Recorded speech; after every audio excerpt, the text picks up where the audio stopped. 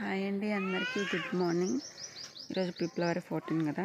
నేను Valentine's day అని చెప్పట్లేదండి. ఈరోజు పుల్వామా దాడి జరిగిందనమాట ఆర్మీ వాళ్ళ మీద. 2019 ఫిబ్రవరి 14 ఈ దాడి జరిగిందండి. మన వీర జవాన్లు మన దేశం కోసం మన కోసం ఈరోజు మట్టుకు వాళ్ళు మరణించారు. ఇది చాలా బాధాకరం. 44 మెంబర్స్ వీర జవాన్లు మరణించిన రోజు అన్నమాట ఈరోజు. అందుకే బ్లాక్ డే అంటారు దీన్ని.